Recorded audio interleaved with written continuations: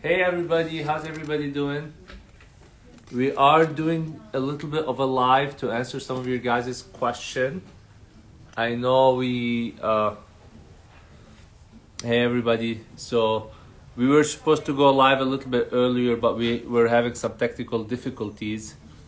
But we are here live right now just to answer some of the questions. So if you guys have any specific questions today, you can type it for us. Otherwise, we're gonna be answering some of the questions that you guys already had sent us. We're talking about facial treatments in general today. So I know a lot of people have asked about PRP microneedling and using your own blood for microneedling. So that's something we're going to be talking a lot about. But if you guys have any specific questions about anything else, Botox, fillers, we'll be doing that as well. So really quickly with the PRP microneedling, it's a great treatment for people who want to kind of refreshen their skin. It's something that I know when we were on live last time, a lot of people were asking about it because we were doing it. But basically what we do is we take your own blood and then we concentrate the platelet-rich plasma. We get the PRP out of your own blood and then we apply it to the face and we microneedle over it. And it's a great way for anybody who wants to rejuvenate their skin. It helps with things like acne scars, but even if people who don't have acne scars, fine wrinkles, large pores, and just someone who wants like kind of a fresher look. It's kind of like what you get from a facial, except it's a lot more powerful and it stays a lot longer. So I know the PRP microneedling is something that people were talking about. Your face becomes a little bit red, but it's honestly a great way to rejuvenate the skin, to just help with the skin texture, with wrinkles, and all that stuff. With the microneedling, we do adjust the depth of the needle. We try to go more aggressive when the patient tolerates it, especially when there are things like acne scars, because someone was asking how deep can we go. Most microneedle can go about 2.5 millimeters in the skin, and so usually there are going to be areas that are more sensitive, like the forehead and the nose and around like right underneath the eye, so we wouldn't go as deep, but we do go a lot deeper whenever there are scars. Now we're just gonna have Cassie read some of the questions that you guys wrote. If I don't like PRP, my own PRP, what is the alternative? So first question is, if I don't like my own PRP, what is the alternative? We do prefer to use each person's own PRP whenever possible, but there are some alternatives to people who can't use their own blood. There are certain the most common one is probably hyaluronic acid and vitamin C. There are some kind of like plant stem cell based products and things like that can be used in growth factors to help replace the PRP. The reason we use the PRP is because it has a lot of growth factors and cytokines in it, so it really helps nourish the skin, and it helps basically the growth factors are released and it brings the stem cells and other cells to the area and it helps repair the cells. So if you can't do that for some reason, we can just kind of get growth cells and add them instead of the PRP. Can I get PRP at 17? Am I reading it right? Yeah, someone's asking if they can start PRP at age 17, and yes, you can, especially if there are things like acne scars or something that we're trying to treat. There's two reasons to do PRP microneedling. One of them is to help treat with wrinkles and acne scars and all that stuff. The other reason, even if you don't have any scars, if you just kind of want help keep the collagen in your skin, because we do lose collagen as we age.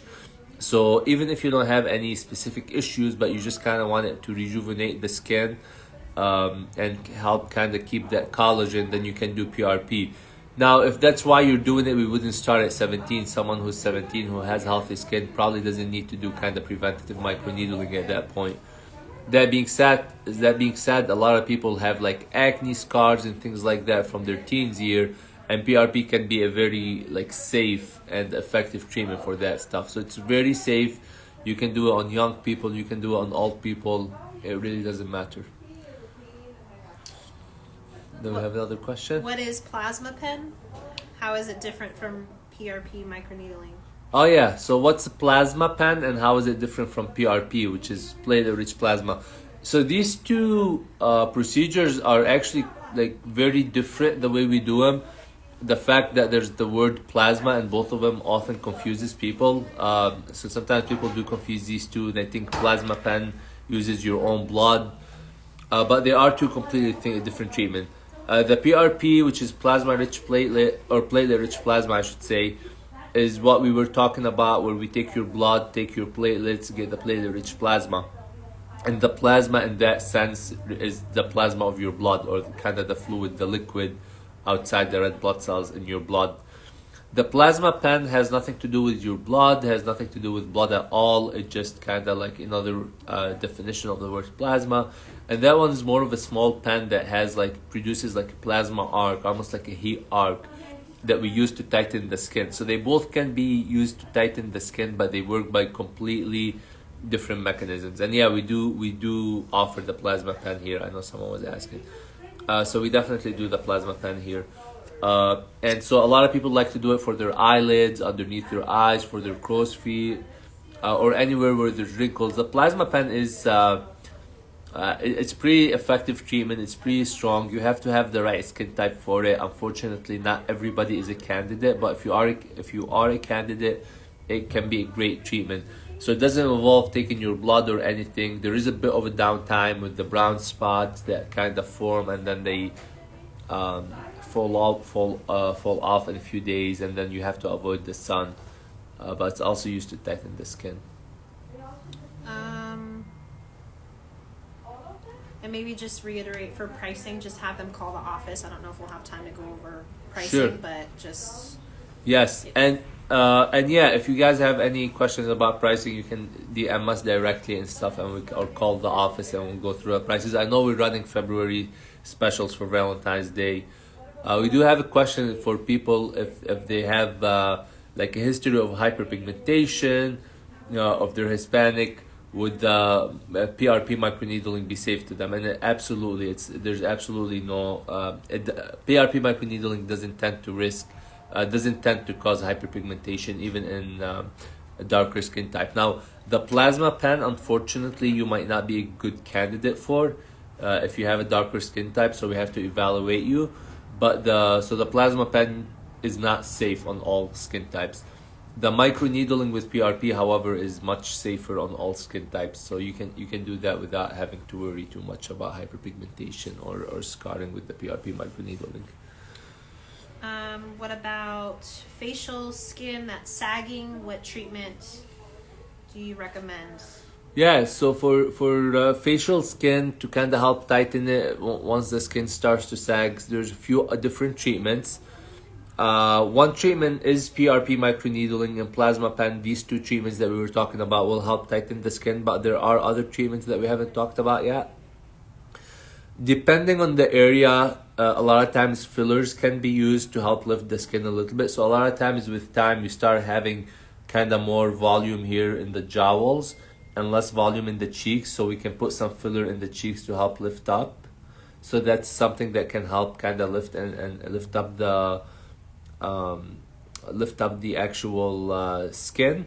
But otherwise, to tighten the skin itself, the treatments are usually either microneedling or plasma pen, as we've talked about, or you can use radio frequency treatment too, as well, to help tighten with that.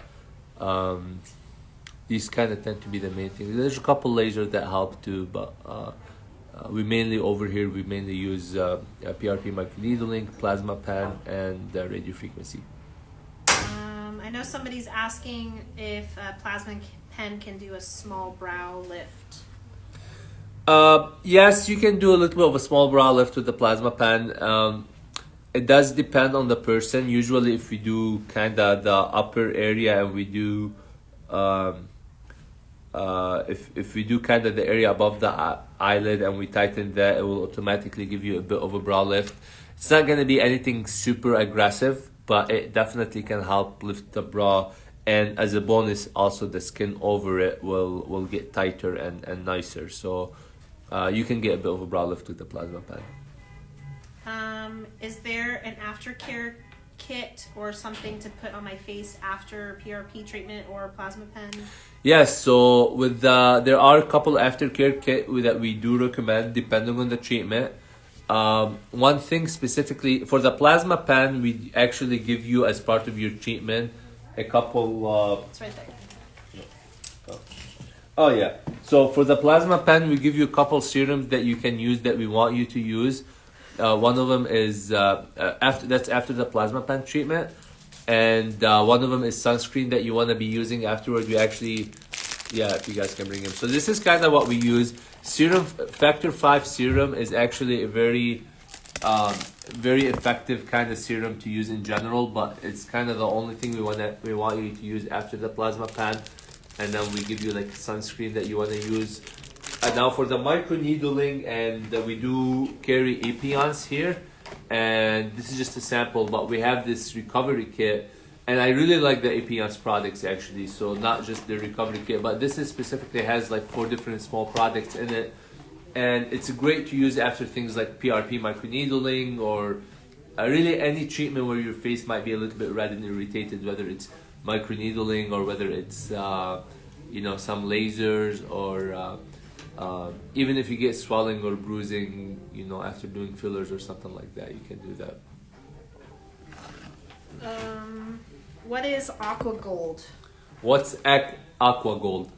So Aqua Gold is another treatment that's also getting more and more popular. Aqua Gold is it's like a combination of many different treatments put together. It's a bit of microneedling, a bit of Botox, and a bit of filler all put together. And actually, that's kind of how it works. It's a mixture of hyaluronic acid fillers, not the hyaluronic acid that you use on the face, the actual filler hyaluronic acid. Some what we call micro Botox, so it's not the same amount of Botox that would kind of soften, that we use for kind of full treatment, but we do use some micro Botox on there. And then we put it in a vial. I don't know if you have any vial right now open to show. We might be able to show you guys. But if not, it's a small vial that has like kind of little needles at the end, almost like a microneedling pen. And then it basically we're applying it on the skin, and we're allowing the skin to absorb in the superficial layers. So it's not like Botox where we go into the muscle. It's not like fillers where we're going underneath the dermal tissues. We're staying mostly in the dermal tissue, but we're feeding it with micro Botox, with the fillers and microneedling. So it's a great way to kind of brighten up your skin, to help with these fine wrinkles, and to just kind of, it gives the skin like a certain glow or shine after it's done.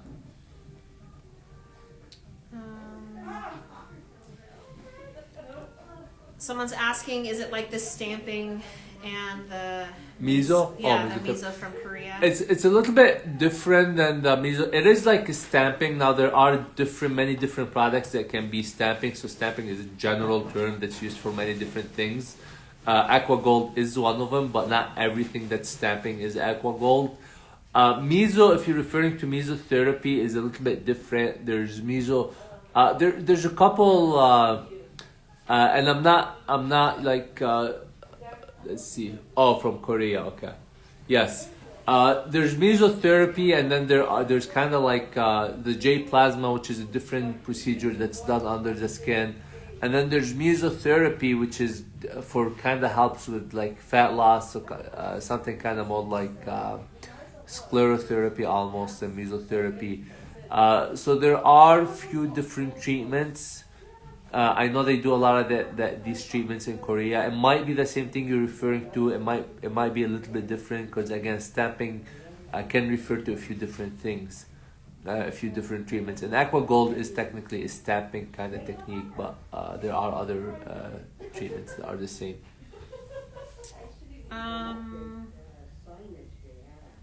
What about Sculptra? Can we talk a little bit more about Sculptra? Sculptra. So Sculptra is a filler, but it's different than the dermal fillers that we're familiar with, like Juvederm and Restylane.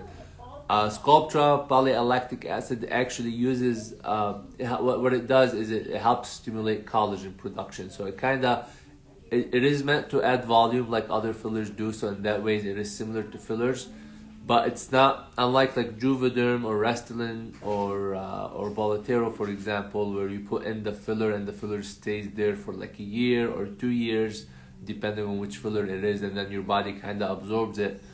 A Sculptra, you put it in the face or you can use it in the body, and it stimulates collagen. So initially you actually don't see tons of results in a week or two after the Sculptra, but what it does is that it's stimulating your own kind of collagen and tissue production, so that it takes a few weeks to a few months to actually see the results, but it does add volume that way. So we use it on the face. The Sculptra butt augmentation is very popular now, so it can be used to augment the buttocks, and yeah, so that's kind of the Sculptra. The good thing about Sculptra is that it does the good thing about Sculptra is that it does last a lot, usually longer than most other fillers. So you do have to be a little bit patient initially to kind of get your the best results. So you don't see it right away, but once you do get the results, it does tend to last a long time.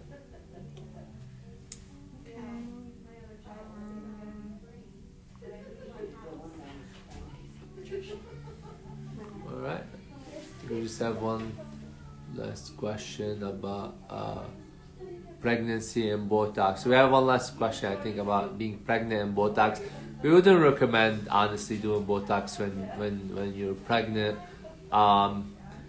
You know, it is a small amount of neuromodulator that you're injecting, and it's not probably, we're injecting in the muscle, so it's very local. So in theory, it's not likely to cause damage. That being said, because it's an aesthetic, cosmetic kind of treatment, whenever there's any pregnancy or anything like that, we don't want to do anything, even if the risk is very small. We try to stay away from it. So usually we don't do any Botox for any for people while they're pregnant. Okay. If we had that situation though before, if you've had like Botox done and then like a week later you find out that you just got pregnant or something, it's really usually not a big deal. So you don't have to be like really scared or something, because like, hey, I missed my period and I just had Botox last week. Like, is that a huge deal? It really isn't a big deal, because it's a very local injection. It's a very small amount, and it doesn't. The Botox itself doesn't last in your system too long. It's just the effects are what lasts for 3 and 4 months. What about people? What treatment do you recommend for people with acne? People with acne. So there's people with acne and there's people with acne scars, and those are gonna be slightly different recommendation, whether it's active acne or acne scars. Sometimes we do, like for actual active acne, there are things like chemical peels and a few others. Sometimes even there's some laser that can help with acne. For acne scars, so maybe the acne has healed but you still have a lot of scars, that's when things like microneedling with PRP can be very beneficial. And I think that's kind of where we started our conversation with acne scars. So PRP with microneedling would be very, very good for that. For active acne, sometimes we'd have to start a medication, or whether it's topical medication or sometimes antibiotic to help control the acne, plus or minus other modalities, whether it's chemical peels or other lasers or other stuff that can be done. Yeah. Any more questions? Is that it for? If you guys have any last minute questions, send them to us. I think. Yeah, I think that's it. Just maybe remind them that we're gonna be doing lives every Friday Awesome. at 5. So. Yeah, thank you guys honestly for so much for joining us, for supporting us. We are gonna be doing these lives every week, usually on Friday around 5. Around 5. Today we started a little late because we had some technical issues. It's Murphy's Law, it always happens. right when we were about to start. So everything was going great until 5 o'clock. But we got on there. But we were gonna be doing these lives every week. We'll kind of update you guys on Instagram what time, but it's usually gonna be around 5 o'clock on Fridays. One last question. Someone's asking, does microneedling do anything for orange peel skin? Is there anything for that problem? I'm not sure what orange peel skin. Say that one more time. What was the question? Does microneedling do anything for orange peel skin? Oh, for orange peels. Oh yeah, I see it. Yeah.